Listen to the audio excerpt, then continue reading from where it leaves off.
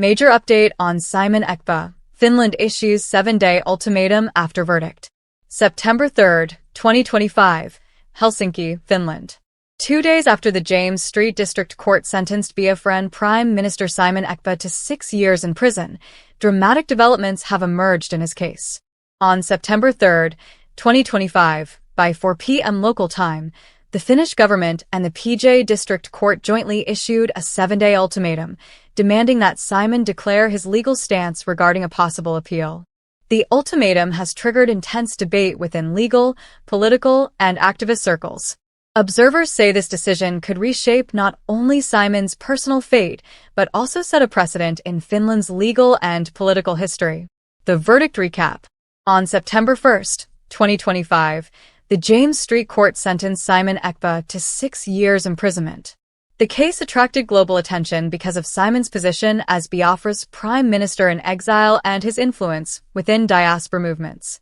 The 6-year ruling, though seen as severe by his supporters, was described as lenient by the prosecuting lawyer, who argued that Simon's actions warranted a harsher penalty. Why the ultimatum? The Finnish authorities gave Simon 7 days to state whether he intends to file an appeal. The reasoning behind this is rooted in Finnish legal procedure. A defendant has limited time to signal intent to appeal. Once intent is declared, the defendant and legal team must submit a formal appeal within 30 days. If Simon fails to act within the 7-day window, he loses the right to appeal the sentence. This timeline is designed to ensure clarity, prevent unnecessary delays, and give both the prosecution and defense a defined framework for next steps. The prosecution's position. The prosecuting lawyer has already hinted that 6 years is inadequate. He argues that the severity of Simon's activities deserves a longer term. This creates a strategic dilemma for Simon. If he accepts the 6 years, he serves his sentence quietly.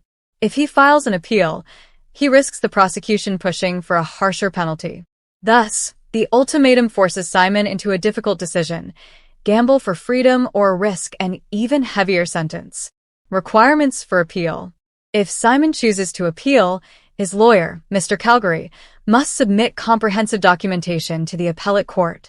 These include complete case files, all witness testimonies, transcripts of the original trial, the full judgment and rulings of the district court. Failure to provide these documents could lead to the dismissal of the possible outcomes of appeal.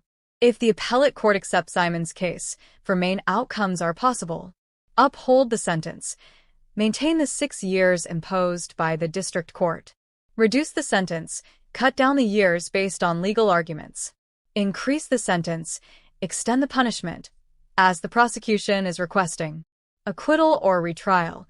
Either release Simon fully or send the case back to the district court for retrial. This 50-50 gamble is at the heart of the current tension. The Supreme Court option. If Simon or the prosecution is dissatisfied with the appellate court's ruling, the case may move to the Supreme Court of Finland. However, the Supreme Court accepts only cases with legal precedent value or significant public interest.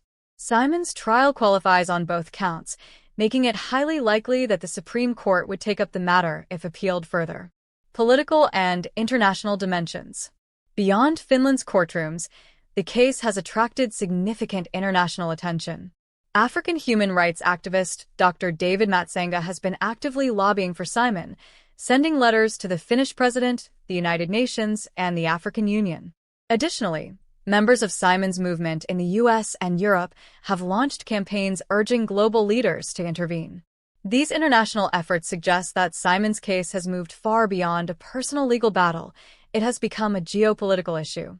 Strategic calculations. Simon now faces a critical decision. Play it safe and serve 6 years quietly.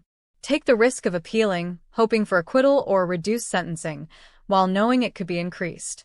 His allies, including Dr. Matsenga, are encouraging him to appeal, arguing that international pressure and legal precedents may favor his release.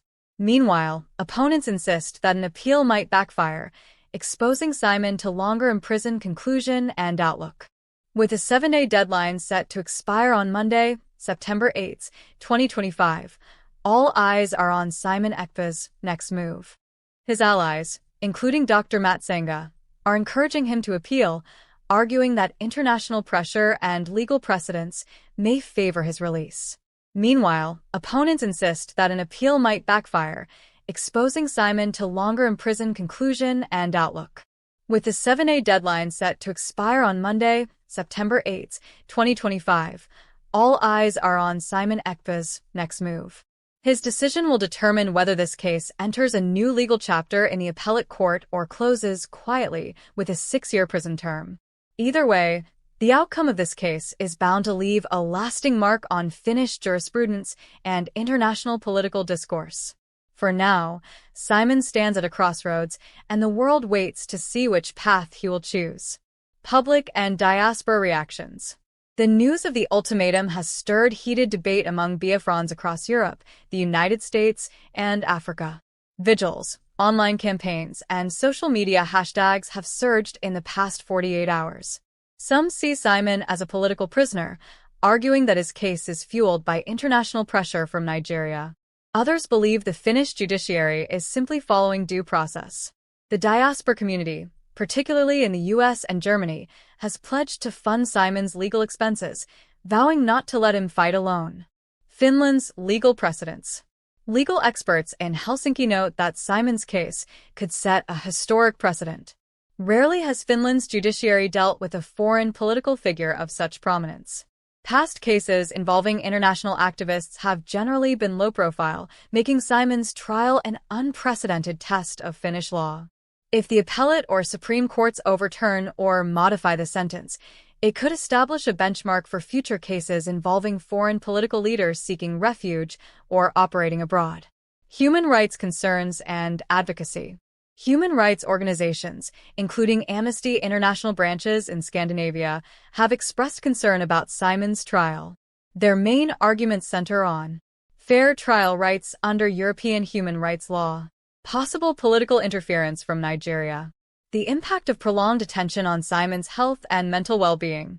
These groups argue that Finland must ensure transparency in all proceedings to avoid perceptions of injustice. Nigeria's political silence and reactions. Interestingly, the Nigerian government has remained largely silent on Simon's sentencing. While some officials privately welcome his imprisonment, fearing his influence in BIAFRA-related activism, Abuja has avoided making any official statement. Analysts suggest Nigeria is walking a fine line. Pushing too hard may be seen as meddling in Finland's justice system, while silence may be interpreted as tacit approval. Meanwhile, pro-BIAFRA groups in Nigeria have staged small protests, demanding Simon's release and condemning what they call a foreign conspiracy to silence BIAFRA's voice. Final reflections and what lies ahead.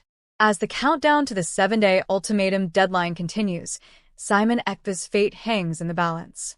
His legal team faces the daunting task of gathering documents, preparing arguments, and weighing risks. His supporters worldwide are mobilizing resources and lobbying institutions. His opponents are quietly hoping the appeal, if filed, will only worsen his sentence.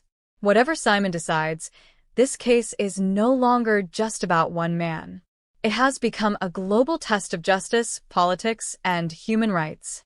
The next week may well define not only Simon Ekpa's future, but also Finland's reputation on the world stage.